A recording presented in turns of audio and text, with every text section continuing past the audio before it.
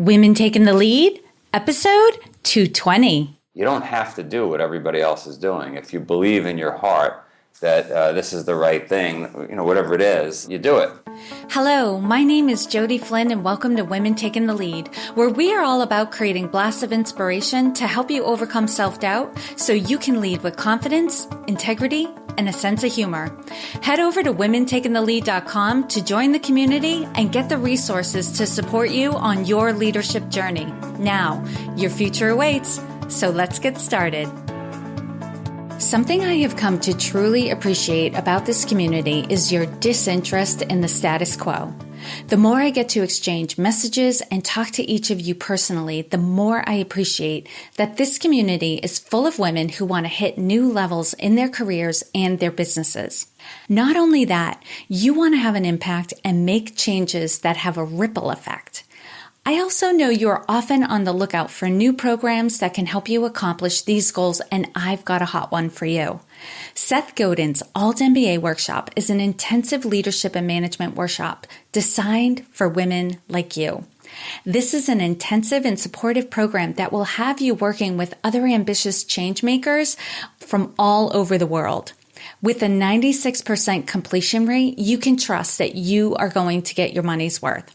They're now accepting applications for the summer and fall sessions. And to find out more, visit altmba.com. That's altmba.com/women taking the lead.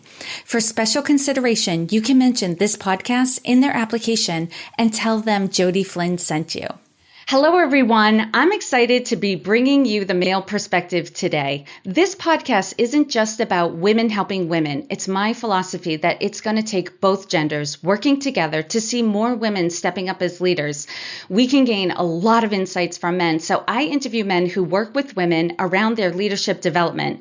And as our guest today, we have Joe Sena, who is the founder and CEO of Spartan Race, the world's leading obstacle racing company. Following several successful entrepreneurial adventures and a career on Wall Street, Joe moved his family to Pittsfield, Vermont to operate an organic farm, a bed and breakfast, and a general store for hikers. It was here his passion grew for ultramarathons, adventure races, and endurance events. His racing resume is the stuff of legend. Over 50 ultra events overall and 14 Ironman events in 1 year alone. And it was in Vermont the idea for the Spartan Race was born. And now, with more than 200 events in over 30 countries planned for 2017, Spartan Race has more than 1 million global participants offering open heats for all fitness levels and ages, as well as competitive and elite heats. The company has 2 popular NBC television series, making obstacle racing one of the fastest growing sports and lifestyles in the world. Joe's message of inspiration and personal transformation, combined with his status as a 2-time New York Times best-selling author of Spartan Up and Spartan Fit, makes him a popular keynote speaker and public figure. And Joe currently is living in Tokyo, Japan with his wife, Courtney, and their 4 children, but they're just about to make a move. And if you can hear it in my voice, for those of you who've been listening to this podcast for any time, I am completely immersed in my training for the Spartan Race. So I'm super excited to have Joe here. Joe, thank you so much for taking the time to be with us today, because I know you are super busy. And if you could, tell us a little bit more about you so everyone has a good sense of who they're listening to right now. Yeah, sure. I mean, you did a great job. My head is swelled. I'm probably not going to be able to get out of this room. That was great. Thank you for that. I come from Queens. I fought my way into college. They didn't accept me. My grades weren't that good. And ultimately ended up on Wall Street as a means to an end. And then, as you said, we bought a farm. We grew chickens, flowers, vegetables, and kids. And then we moved to Asia. That's the abridged version. And this thing called Spartan has just exploded. Yeah. I was actually with a woman today that it just transformed her life. She's in Tokyo here for a week and had to come meet me, which was an honor. So it's just been an incredible ride. Yes. The sense I get from you, Joe, you're a very humble guy who has a lot of awesome and crazy things happening all around you. And do you get a sense that it's because you do stay so grounded that you're able to just like keep perspective, even though, Spartan Race is, like you said, it's just exploding right now? Yeah, in the neighborhood I grew up in, it was a very Italian neighborhood. And I had the opportunity, I used to clean swimming pools, so I had the opportunity to look into a lot of families' homes, literally like go in and sit on the couch and eat dinner with them because I was in their home. And this happened over 12 years. I started it in my preteens, this business. And so I, like Bruce Lee, would take the good and discard the bad. And really just, I saw so many people go up and down, late 80s through the 2000s, really where they were very successful and they weren't successful. They had great marriages, they didn't have great marriages, they got into drinking or alcohol, drugs.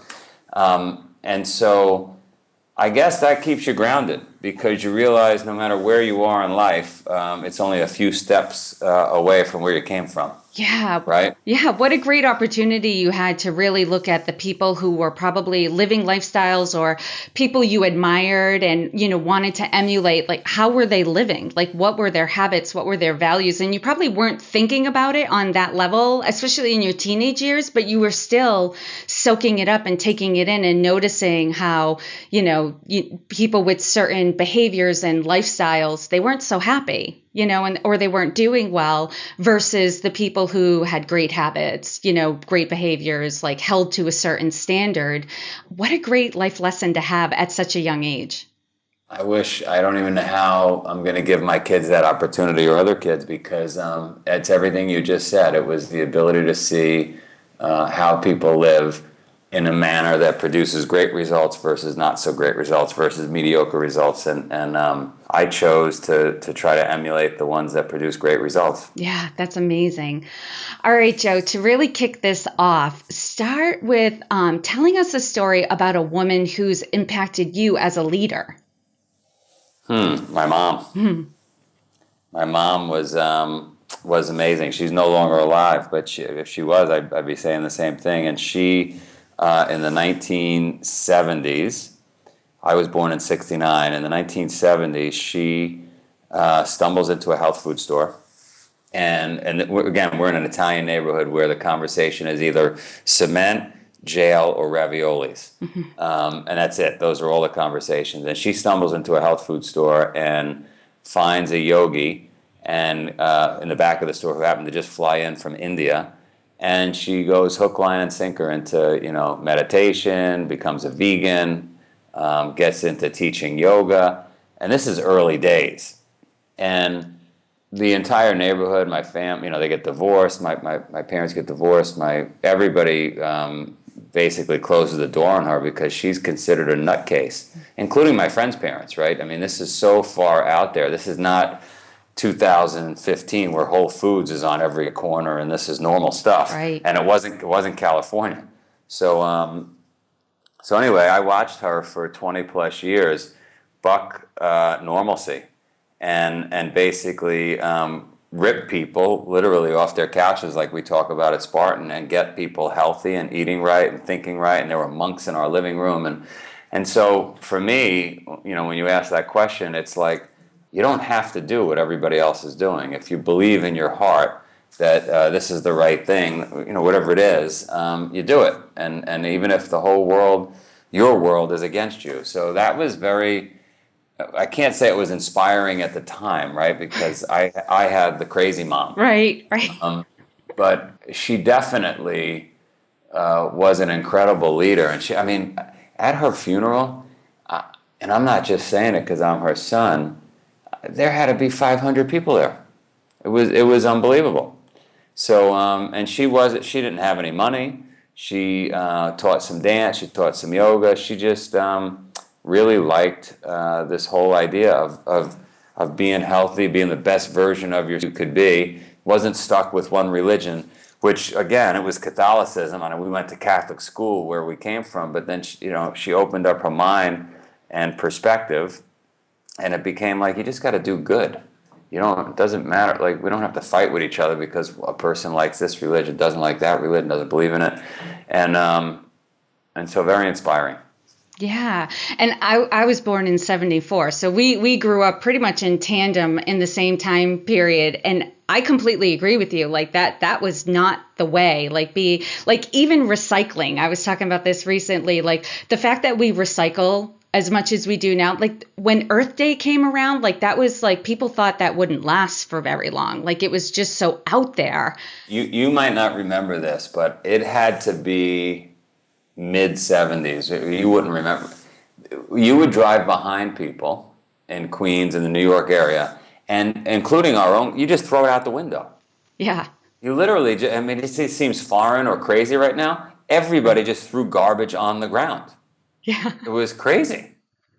I know. And I never heard of a vegan until like it was in the 90s. I think it was around like 97, 98. Like I was introduced to somebody and somebody whispered to me like, he's a vegan. Like, and that was the experience I had. Like it still sticks to me to this day because I was like, what is that? Like I thought it sounded like an alien from outer space. And how did your mom have the grit to, in the face of everybody just thinking she's crazy to live the way she wanted to live? By the way, I mean, talk about grit, right? Her kids thought she was crazy. We weren't accepting it. Her parents weren't. No one was accepting it. She was a crazy person. The jokes were nonstop about our mom. And so, crazy stuff. Do you remember some of the things she would say, that kind of backed up why she was living that way? Well, I mean, she didn't believe in, we couldn't really focus and revolve around material things. The interesting thing wasn't where she got to. The question you just asked is like, it was that switch from where we were to where she got. Like, how do you do that, right? How do you just shut everything off and say, no, the way we've been living is the wrong way, and we're going this way, and I don't care if everybody tells me otherwise. Yeah, it sounds like resolve. It was, it was amazing. But she went to India many times, and it was. I wouldn't be the person I am if she didn't do it, and she didn't push against all odds. So yeah, I admire people so much. And on occasion, I've been able to do it. Like when I decided I was going to run a marathon, like that was it. Like it was going to happen. And so much of my energy went towards, I want to have a good run that day. So I'm going to do everything in my power to have a good run on that day. And it sounds so simple, but so much in my life changed around that focus, my eating, my lifestyle, my exercise routine, my mentality completely changed. I was better able to maintain a positive mindset because you could speak to this for days when you're training for an endurance event or you're running an endurance event, you have to keep your thoughts positive or it will negatively impact your performance. And so that practice of constantly like, okay, focus on the positive, focus on the positive, focus on the positive. Like my mindset after that race was just incredible. And I so admire people who like suddenly decide and commit to like, this is what I'm doing. Like it almost doesn't matter if everyone around you thinks you're crazy.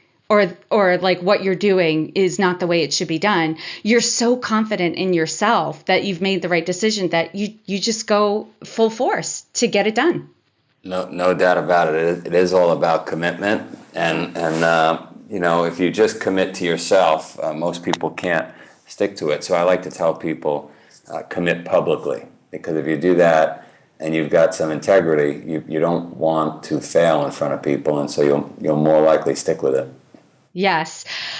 Okay, Joe, what is something that you've seen tends to hold women back? I think women or men, at the end of the day, it's just not believing in themselves, right? And so if you believe in yourself, like let's use the example of my mom, you're going to push through even when the odds are against you because you're convinced that you're going in the right direction and you're going to get this done. And so I've got more women working with me than I do men, and it's always been that way. And maybe it's because of my mom being my idol. And so I don't really look at women versus men. I just look at great people. Mm-hmm. And so the number one thing that holds people back is just not believing in yourself, right? You're going to pick a direction, and you're hopefully right 51% of the time. We're not always right. No matter how smart we are, we all make mistakes. But I think people that get stuck and can't push forward and talk themselves out of things because they don't believe in us, I think that's the number one inhibitor to being successful. Yeah, and I'm kind of putting you on the spot, but in the course of your career and your life, when you've come across people who've sought out your help and they weren't believing in themselves, like what guidance did you give them? Well, so, the best way, I mean, we have 1 million people a year doing our races right now, and I've got moms and monks and kids and grandparents and fat people and skinny people and tall and short, and I bring them up to the farm, typically in Vermont.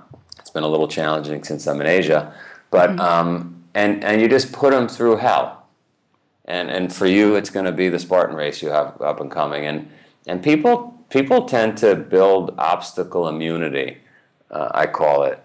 And success breeds success, right? So I've heard tens and thousands of these stories through Spartan, but you get through something rough, a rough patch, and again, whether it's the race or whatever it is, and all of a sudden you come out the other side and you say, oh my God, I'm tougher than I thought. I can do this. It's not so bad.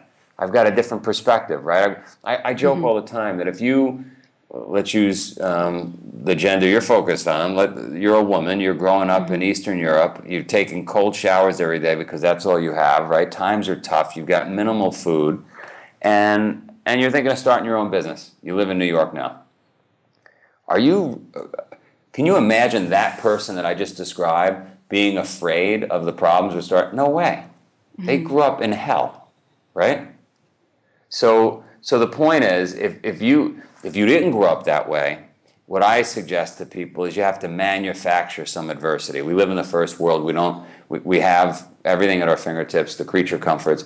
Manufacture some adversity. You're going to do it. You're going to a Spartan race. We do it every day for people. Get through some tough times.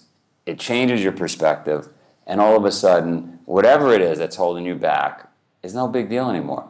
They interviewed 1,700 elderly people, 70 and 80-year-olds, and they asked them, what was the one thing you regret? And by and large, what they heard over and over was, we shouldn't have worried so much. The worrying was useless, right?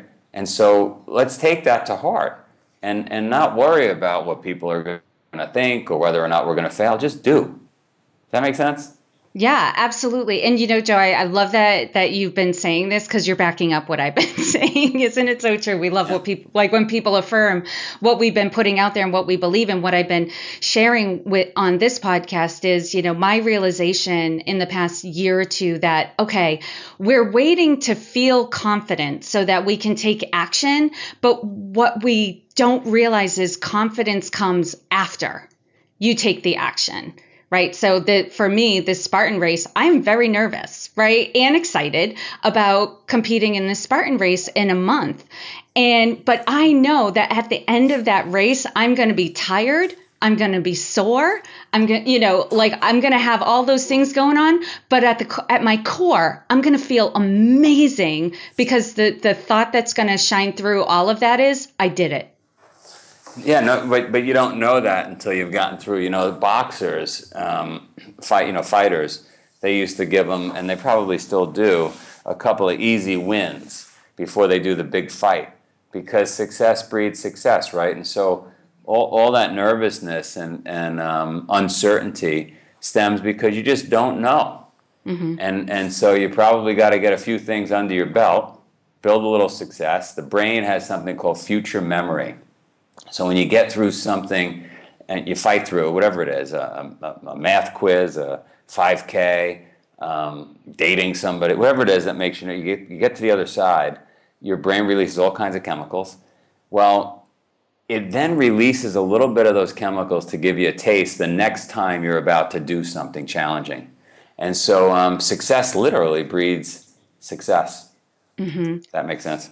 Yeah, absolutely. And what I took from everything you've been saying, like if somebody's listening to this and you know you struggle with believing in yourself, you have to manufacture some adversity and initially make it something small and build upon it so you can build upon the wins and the success. And before you know it, you are going to develop that belief in yourself and you can do the next big thing and the next big thing. And Joe, I know just from, what you described, you work with mostly women. There are tons of women signing up for Spartan races and coming to you for guidance and mentorship. And what I know about mentorship is it's not a one-way street. As the mentor, we get as much from the relationship as the person we're mentoring. So what have you learned from the women you've mentored? Well, first of all, and I'm not saying this because I'm on your podcast, women are tougher than men, hands down. And it's probably, I don't know if you're going to like this or not, but it's probably biological, right? I mean, you're prepared to give birth, and that's a pretty tough 9-month process. And so I've seen more men. I'll give you the greatest story ever of my hero outside of my mom is a woman named Amy Palmieri, and she's missing a leg from a motorcycle accident. And I was putting on a death race. It was probably 2009 or 10, and I had athletes going into a frigid lake, a hypothermic lake, and they had to swim, a 3/4 mile loop and then come back and do a task and head back out 3 times. And they had to be done with this by 1 p.m. in the afternoon. Well, at 1:01, 2 6-foot Marines, big, strappy guys, and Amy come out of the lake, and all 3 of them missed the cutoff by less than a minute. And I told them with a straight face, sorry, you guys are out of the race. Now, that's painful because they had been already going for, let's say, 36 hours, right? So you put all this time in, all this training, you told all your friends what you were doing, and you just missed it by under a minute, and you're out. Your dreams are shattered. And the 2 Marines hit the ground, and they literally started crying in front of me. Amy takes her leg off, her prosthetic leg, dumps the water out, puts it back on and says, Joe, do you mind if I continue for the next 24 hours anyway? Of course I'll be unofficial because you just disqualified me, but I'd like to get the next 24 hours in anyway. And she walks off. And so, oh my God. Right? Forget about me mentoring. Like, you see that? And I tell that story. She inspires me. She sends me an email every week. How you doing? I'm the one that has to send out 600 emails a day, making sure everybody else is motivated. She motivates me. So it's nice to see women, and it happens all the time. It's not just Amy, that you just put on this path that you and I are talking about here, and they get it instinctually. I think a lot of us, women and men, have learned helplessness because of this bubble that we all live in the first world. But once you take a woman and a man, a woman is going to just thrive in that environment, and it's probably because of her biology. Yeah, and I don't disagree with you. Men are, designed to be stronger and more cardiovascular, but women are designed with a higher pain threshold. So that is absolutely true. And oh my God, that story brought me to tears. That is so amazing because don't we want to be that person who, no matter what we're faced with in the moment, thinks, well, this isn't going to stop me. This isn't a reason to stop. That just is unflappable and is okay, can accept reality. She absolutely accepted the reality of the situation and was able to move on and decide, well, what do I want in the face of this? And what she wanted was to finish the race. I have, I got to tell you another story.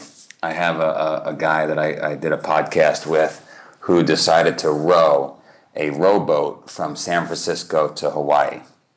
And his wife was dead set against it. He was a CEO and founder of a company, but they had the opportunity. They didn't have children yet, and they bought a really fancy boat. They trained and they headed out. And within the first week, they got blown off course by about a week. In other words, it was hundreds of miles. A storm rolled in. Everything that could go wrong went wrong. The boat wasn't working properly, etc.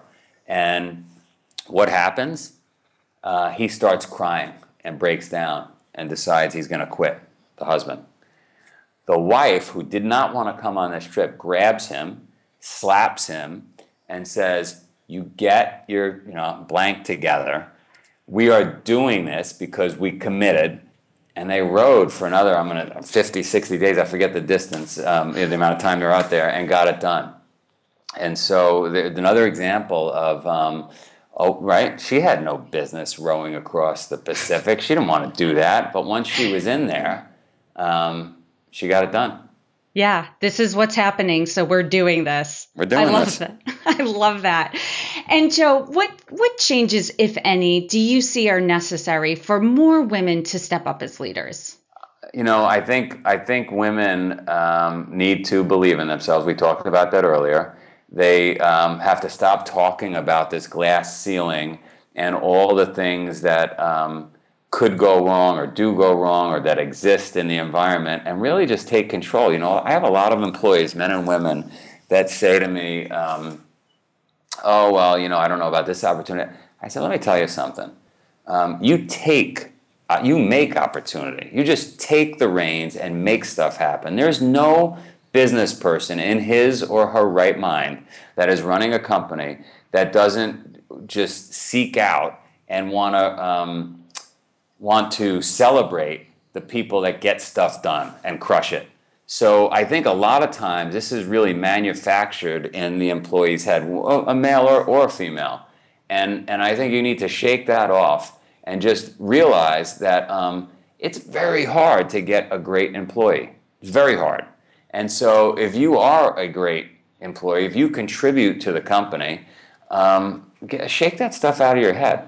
It will be recognized. It might not be as fast as you like, but that happens to men too. It's been 17 years of building this business. Last year was the first time I got a salary check. I could complain about all the things outside of me that caused that. No, ultimately it's me. Mm-hmm. Right? I love that story, Joe. I remember I had a friend who was starting a new job in a company, and after like a week or so, I was like, how are things going? And she had this list of all the things that she didn't like about the working environment and how they were doing things wrong, and it could have been so much more efficient. And she was kind of, just in this mentality of being put upon. And I was like, oh my God, this is your chance. This is where you bring value. Start making like positive suggestions of how like improvements can be made and things can be more efficient, how you can save the company money or improve productivity, like that's so exciting. And she just looked at me like I had horns coming out of my head. She's like, I don't know how long I'm going to last there. So I'm not sure about it. I was like, whoa, opportunity missed right there. Wow, that's right. And what was it Thomas Edison that said something to the effect of, I'm going to screw this up, but like, opportunity is disguised in overalls, or is dressed in overalls and disguised as hard work. That's why everybody misses it. Yes. Right? So, yep. No, that's it in a nutshell. Male or female, in my opinion, I'm sorry if I'm insulting somebody out there by saying this, but it's 20% of the people in any workplace do 80% of the work. So, unless your leader, manager, owner is a screwball, they recognize people that get stuff done and work hard. Mm-hmm. Oh, absolutely. So get it out of your head and just push forward. Yeah. If you're a hard worker, you're going to make your boss's life easier. How could they not recognize that? I give the keys to anybody. Doesn't matter. Male, woman, does not matter. I want people that do a great job. That's awesome. And Joe, let's focus on you for a bit. What is one thing you're working on right now that you're really excited about? I'm writing a third book called Spartan X, which is basically going to help people hopefully 10X their life. And it comes down to 10 principles, a lot of the stuff we're talking about here. So that's super exciting. We're working on getting obstacle racing into the Olympics. And then there's still probably 20 countries we've got to get Spartan into. It's overwhelming. I mean, I could talk to you for 14 hours about all the stuff I have going on. But I just put one foot in front of the other, and I'm just trying to move it forward and get people healthy. My idea this week was to verbalize this concept around, we don't measure profitability in a normal way at Spartan. We measure it in number of lives changed. Mm-hmm. And so it's difficult to explain that to my investors who want profitability, but it's a good way to measure the success of this company. So everything I'm doing, everything I'm working on is to change lives.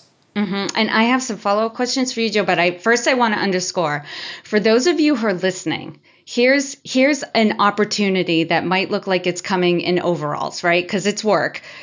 If you are able to help Joe achieve his goals, you can see a way that you can contribute, please reach out to him. This is how you show your value. This is a huge opportunity right here, because I bet there's somebody listening to this conversation right now that could probably help get, Spartan into the Olympics or expand globally. If you're that person, don't miss this opportunity. And Joe, when do you plan for the book to come out? Book should come out in January if I get my act together. I've got to finish up a bunch of writing. It's always a pain in the neck to get these things done. We've got version 1. I got to get to version 10 before it's good. Yeah. So just hopefully hit January target. Awesome. And where are you in the process of getting obstacle course racing into the Olympics? It's a long, arduous process, but I had some meetings and there's a chance that 2024 could happen. So we'll see. Oh, that's amazing. And of the 20 countries you're looking to expand into, are there a few off the top of your head that you can share? Sure. The Nordics, all the Nordics, Latin America, we're only in a few countries, so we've got to expand there. I still got a few more countries. I'm just getting going in the Philippines, in Asia, Europe, Greece, Switzerland, just launching Denmark, Brussels. So if you're out there listening and these countries sound exciting to you and you can contribute, let's go. Yeah, awesome. And Joe, how can they contact you if any of these things they were I can help him with that? Joe@Spartan.com. Awesome. And Joe, share with us a success quote or a mantra and why it has meaning for you. Yeah, I guess the thing I repeat over and over every day, for 20 years, is it could be worse. I think a lot of people immediately think to themselves, well, it should be better, right? It shouldn't be raining right now, or my kids shouldn't be screaming, or there should be Wi-Fi on the airplane. I don't know why. Maybe I was born this way. Maybe my mother drilled it into my head during all those years chanting in the living room with monks. But my mind immediately goes to, well, it could be worse, right? It could be snowing right now. I could be living in Siberia. My kids, God forbid, could be sick. I might be missing my fingers and toes. And maybe that sounds like a bleak way to look at the world, but it makes me happy. Whenever there's something going wrong, I completely reframe the situation, put on goggles, Spartan goggles, and have this new perspective that says, hang on a second, I need to appreciate what I have right now, right? And I remember once I was in a race, it was like a 10-day race, and the bugs were relentless. We've all had a fly running around our head that drives us crazy. There were tens of thousands of bugs. It was torture. And I literally just changed my mindset and became, and this is going to sound like I'm in Star Wars or something, I just became one with the environment, and I just started to enjoy it. It was still at a deep level miserable, but I got through it. Mm-hmm. Yes. If that makes sense. No, absolutely. And that's part of the coaching process that I utilize in my business, is that you can feel joy no matter what. Yes. You're not a victim to the circumstance. Yes, like you said, you were still dealing with the harsh reality and physical symptoms and all of that. But that did not mean you could not enjoy any part of the experience. You could actually really appreciate it, even in the midst of that. And that's the ultimate. If you can feel joy, even while experiencing misery, that's the epitome of being able to live as a human being. I agree wholeheartedly. That's our whole philosophy. Love it. And Joe, you gave your email, which is joe@Spartan.com. Yes. How else can people best connect with you and Spartan Races? So they could check out the books you mentioned, Spartan Up and Spartan Fit. They could check out the podcast, Spartan Up, the podcast. I sound silly, but I don't even know. I don't know how to do it, but I guess you go on YouTube or yeah. something. If they're listening to this, they'll be able to find your podcast. Yeah. and then Spartan.com is our website for the races. And if you're a listener out there and you're having a tough time, you don't have the money, you can't get to an event. For us, it's less about the money and more about helping people. So we'll always find a way to get you an entry and have you experience this. One last thing I'm going to say is you're going to love this, and I should get you some photos for this podcast. It'll blow people away. We had an all-female race, 2,500 females in Saudi Arabia, first time ever. That's amazing. Yeah. Yes, please get me those pictures. Yeah, unbelievable. That's awesome. All right. And for those of you listening, you can find all the links and resources that Joe shared in this episode at womentakingthelead.com. And Joe, gosh, thank you so much for sharing your wisdom with us today. We are all better for having met you. Thanks for having me. Before we say goodbye, I want to give a huge shout out to Millie Welsh at ZebraLab Web Solutions. She does the hosting for the Women Taking the Lead website, as well as the SEO and payment solutions. So if you need help with any of these things, contact Millie at zebralabwebsolutions.com. Thank you all for joining me on Women Taking the Lead. And to strengthen you on your own leadership journey, I'd like to send you off with a quote from Marianne Williamson, so here goes. Our deepest fear is not that we are inadequate. Our deepest fear is that we are powerful beyond measure. It is our light, not our darkness, that most frightens us. We ask ourselves, who am I to be brilliant, gorgeous, talented, fabulous? Actually, who are you not to be? You are a child of God. Your playing small does not serve the world. There is nothing enlightened about shrinking so that other people won't feel insecure around you. We are all meant to shine as children do. We were born to make manifest the glory of God that is within us. It's not just in some of us, it's in everyone. And as we let our own light shine, we unconsciously give other people permission to do the same. As we are liberated from our own fear, our presence automatically liberates others. Again, thank you for joining me, and here's to your success.